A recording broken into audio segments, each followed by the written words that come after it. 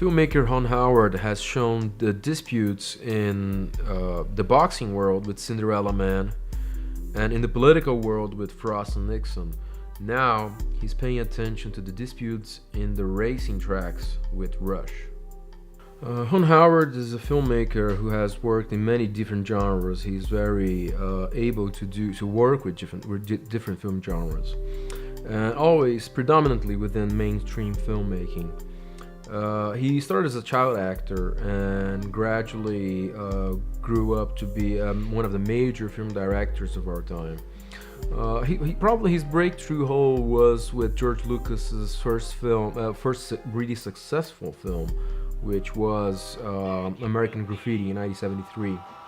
And after that, Howard kept being an actor, and finally, around the early 80s, he decided he wanted to direct films, and he asked that to Roger Corman, the producer. And Corman said that if Howard started one of his films, he could direct a Corman film, and that's how he got started. His career is it starts with very famous, very commercial films like Splash with Dario Hannah and Tom Hanks. I mean, it's a very light comedy.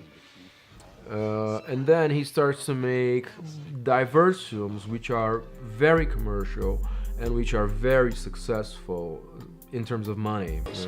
Cocoon is one of them, lots of money, a friendly family sci-fi film.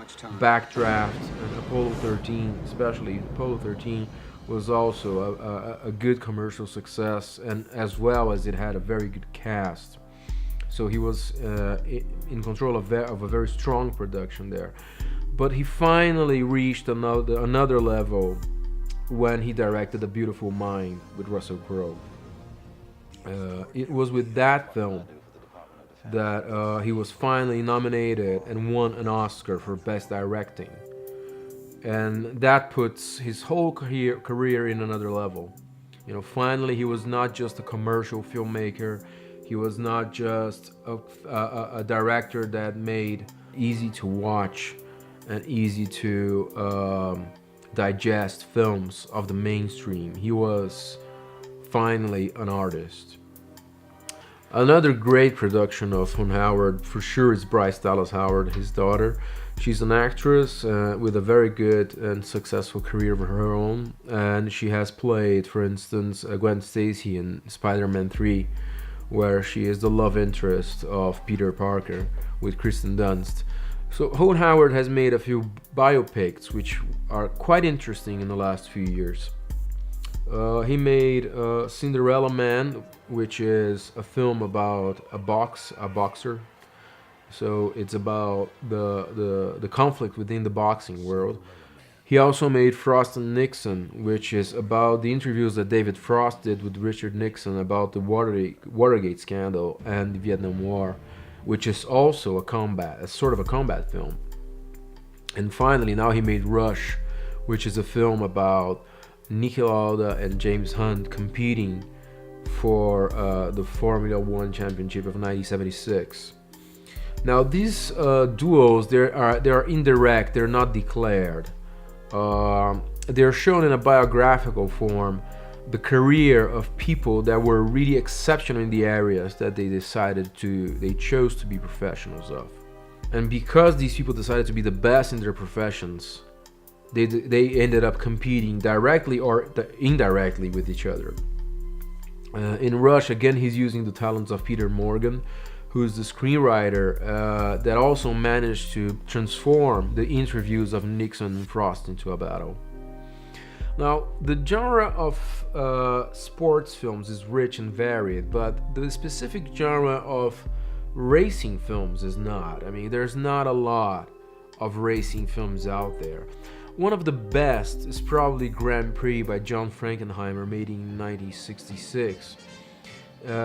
Which was shot in Panavision 70mm and then shown in Cinerama with 3 screens, like a beautiful, enormous projection screen. Made exactly to try and impress the audience as if they were in the race, in the Formula One race itself. And the film has got, in some senses, it's got a similar structure to Rush, because it also deals with the lives of the racers, the lives of the pilots, and the races. I mean, it uses both. But that's where the similarities kind of stop. One of the films of racing films not being particularly successful in commercial terms is the fact that Americans do not particularly like Formula One. I mean, it's not a sport that is well known there, or that is appreciated there as it is in Europe and here in South America.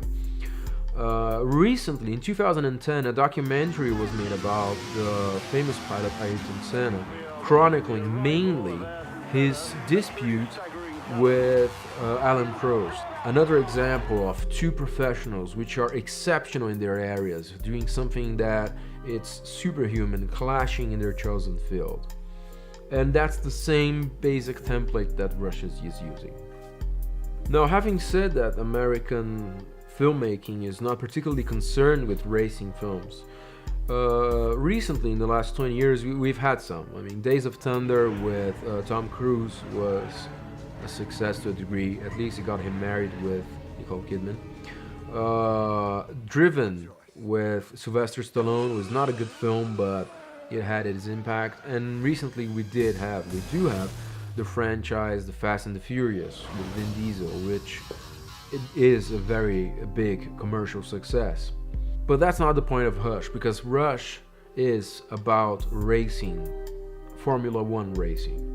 And it's about the opposing personalities of Hunt and Lauda. It is about the clash between these two.